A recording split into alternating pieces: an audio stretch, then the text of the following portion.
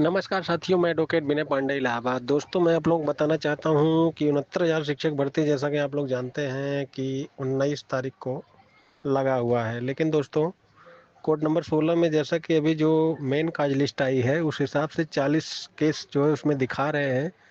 तो अब जो सप्लीमेंट्री आएगी उसी में जो है अपना केस आएगा। 40 केस में अपना केस नहीं आ रहा है, चूँकि जो है 40 केस पहले ऑलरेडी लग चुके हैं। तो निश्चित रूप से दोस्तों, अब ये 40 केस के बाद ही आएगा। तो निश्चित रूप से ये जान लीजिए, जब केस 23 नंबर पे आके भी नहीं सुनवाई हो पाई, क्योंकि आफ्टर नोटिस मैटर जो होते हैं जस्टिस दीपंकर दत्ता अच्छे से सुनते हैं। और ज़्यादातर टॉप 15 में अगर आ जाएगा तो ज़्यादा चांस होता है कि सुनवाई हो सकती है। बाकी जो है दोस्तों, सुनवाई के बहुत कम चांस होते हैं, क्योंकि जस्टिस दत्ता जो है मैटर को जो सुनने लायक होता है उसको आधा 1 घंटा 2 घंटा भी सुन लेते हैं। इस वजह से वो बहुत ज़्यादा केस नहीं सुन पाते हैं, जैसा कि मैंने पहले भी आपको बताया था। और निश्चित रूप से 69,000 शिक्षक भर्ती अब ये जनवरी 2025 में जाएगा। और निश्चित रूप से जहाँ तक संभावना है, चूँकि 2 तारीख से फिर सुप्रीम कोर्ट खुल जाएगी। शीतकालीन छुट्टियाँ जो है ये शुक्रवार के बाद जो है चालू हो जाएंगी। इसके बाद जो है 2 तारीख को खुलेंगी सुप्रीम कोर्ट। इस बार थोड़ा छुट्टी कम किया गया है, नहीं तो दोस्तों आमतौर पे जो है पिछले साल लगभग 15-20 दिन छुट्टी हुई थी शीतकालीन। लेकिन इस बार बहुत ज़्यादा छुट्टी नहीं है। लेकिन फिर भी जो है दोस्तों, अब ये केस 6 तारीख वाले हफ्ते में, जो भी मंडे टू फ्राइडे में जो हफ्ता आएगा, उसमें मंगल बुध बृहस्पति में किसी में से लगेगा। तो दोस्तों, अब ये देखना होगा कि कब लगता है। फिलहाल तो मैंने आपको पहले ही बताया था कि जस्टिस दत्ता की बेंच में यदि ये आगे रहा, चूंकि अब अभी जो है छुट्टियों के बाद थोड़ा सा बेंच चेंज भी हो सकती है। अब ये देखना होगा कि बेंच चेंज होगी तो ये, चूंकि अपना मैटर जो है जस्टिस दत्ता अभी कभी सुने नहीं हैं, पार्ट हर्ड हुआ नहीं है। इस वजह से ये मैटर अभी, इस पर भी संशय के बादल हैं कि हो सकता है कि बेंच चेंज होकर दूसरे बेंच में जा सकती है। लेकिन दोस्तों, इसके भी चांस 50-50 है। ऐसा नहीं है कि जो है कि 100% श्योर ही है कि चेंज ही हो जाएगा। क्योंकि अगर चीफ जस्टिस ने इनको जो है नॉमिनेट किया होगा इस मैटर को सुनने के लिए, तो वही सुनेंगे। अगर नहीं नॉमिनेट किया होगा तो निश्चित रूप से दोस्तों ये मैटर जो है दूसरे के बेंच में भी जा सकती है। फिलहाल तो मेरा मानना है कि अगर जस्टिस दत्ता के बेंच में रहेगा तो जिस दिन भी टेकअप होगा उस दिन एक अहम बहस होगी, हो सकता है उसी दिन फाइनल भी हो जाए। लेकिन अब देखना यह है कि जो है, चूंकि सरकार की तरफ से कोई उचित जो है वो लिया नहीं जा रहा है स्टेप। अगर सरकार जो है वहाँ मेंशन करे कि इसको ज़रूरी है, हमको करना है, तो दोस्तों इसको 3 बजे जो स्पेशल मैटर आते हैं उसमें ये डाल दिया जाए, 301 सीरियल नंबर, 302 सीरियल नंबर। क्योंकि दोस्तों 301 नंबर जो ऐसे केस होते हैं जिसमें टाइम लगता है सुनवाई में, या उसको डिसाइड करना और होता है, प्राथमिकता रहती है जजों की वो केस डिसाइड करने में। तो आमतौर पे 301 सीरियल नंबर से जो है उसको रखते हैं, और उसके लिए 2:30-3 बजे की व्यवस्था रहती है। 3 बजे अक्सर जो है हर बेंच जो है स्पेशल मैटर को सुनती है, जिस पर जो है उनको लगता है कि ये इसको अर्जेंट है, इसको जल्दी डिसाइड करना है। तो फिलहाल तो दोस्तों, अब ये सरकार अगर थोड़ा सा जो है, सरकारी अधिवक्ता एसजी मैम जो है इस पर अगर एक्टिव होती, या फिर जो है, क्योंकि देखिए जो अ, चयनित जनरल हैं उनके पास जो है उनको बहुत विशेष फर्क नहीं पड़ेगा, क्योंकि उनकी जो है उनका कोई भी वो नहीं, स्टे के बाद उनकी सैलरी बराबर आ रही है। उनको कोई दिक्कत नहीं है। आगे जो है मैटर चाहे 2 साल में डिसाइड हो या 5 साल में डिसाइड हो। अब यहाँ अचयनित जनरल जो हैं वो मुट्ठी भर लोग हैं, वो जो है मेंशनिंग के लिए इतना जो है उनके पास संसाधन नहीं है कि वो जो है बहुत बड़े बड़े लायर करके जो है मेंशनिंग के लिए लाखों रुपया खर्च करें। दूसरी बात दोस्तों ये है कि जो अचयनित ओबीसी एससी साथी हैं, जो कि बहुत बोलते हैं कि हमने ये किया वो किया दोस्तों, हालांकि उनकी संख्या भी अधिक है, तो भी जो है वो जो है इस पर कोई अहम जो है अभी वो नहीं कर पा रहे हैं। हमारा मानना है कि जो है कि चूंकि उनकी संख्या अधिक है, वो संसाधनों में परिपूर्ण है। अगर चूंकि अचयनितों का नुकसान है, चाहे वो अचयनित जनरल है चाहे वो अचयनित ओबीसी एससी हैं, उन्हीं का नुकसान है। और एक चीज़ तो आप लिख लीजिए कि चयनित जनरलों का जो है कोई भी अहित नहीं होगा। सुप्रीम कोर्ट कभी भी जो चयनित हो चुके हैं उनको जो है कभी भी निकालेगी नहीं, ये मैं शुरू से कह रहा हूँ। बाकी अब इसमें आगे कितना क्या मिलेगा ये चीज़ें देखने लायक होंगी। देखिए, अचयनित जो जनरल हैं उनके लिए चिट भी जीत है, पट्ट भी जीत है। चयनित जनरल हटाए नहीं जाएंगे, ये तय है। अगर यही आर्डर रहा तो हम लोग ईडब्ल्यूएस जीत जाएंगे। जैसा कि ईडब्ल्यूएस आप जानते हैं कि अगर डीबी का जो आर्डर है कि एटीआर इज क्वालिफाइंग, तो एटीआर जब क्वालिफाइंग होगा तो मई 2020 से भर्ती होगी, और उस स्थिति में जो है 6900 पद जो ईडब्ल्यूएस के लिए है वो आरक्षित मतलब करना पड़ेगा। यानी कि अगर जो लोग कोर्ट में हैं पहले से 500-600 लोग, उनके लिए जो है अवसर रहेंगे।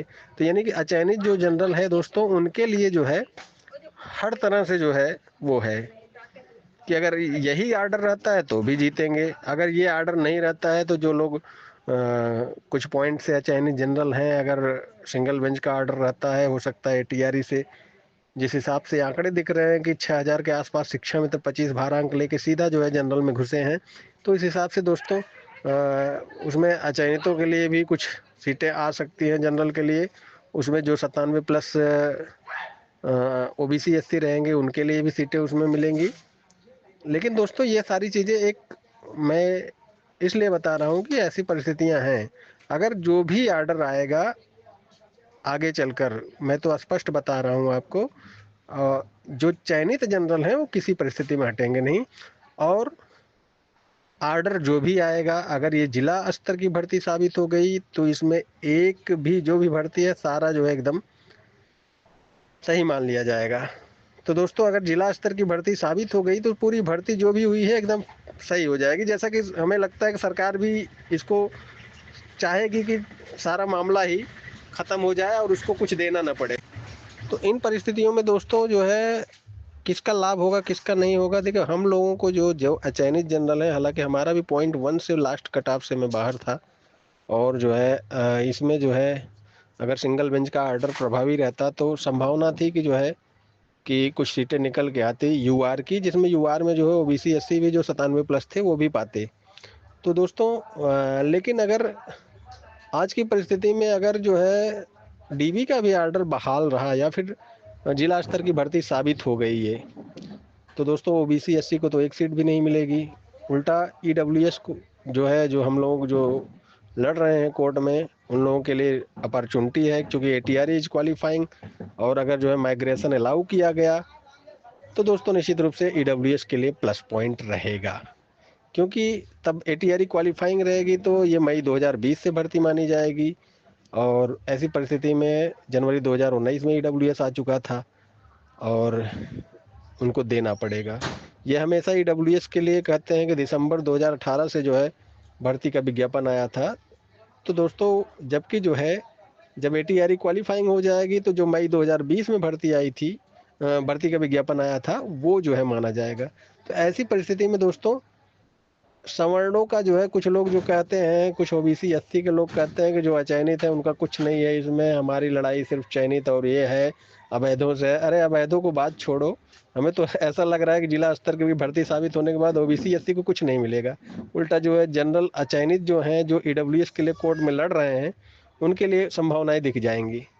तो ये चीजें मत कहिए कि क्या होगा क्या नहीं होगा। वो लोग जो सोच रहे हैं कि जो है कि हम ऐसा कर लेंगे, हम जो है 6800 लोगों को बाहर कर देंगे, इतने लोगों को, कुछ तो कह रहे हैं कि 10,000 लोगों को बाहर कर देंगे। अरे अभी फाइनल आर्डर तो आने दो, ऐसा ना हो कि आपको कुछ न मिले और जो है उल्टा जो है जो भी भर्ती हो गई एकदम सेफ हो जाएगी।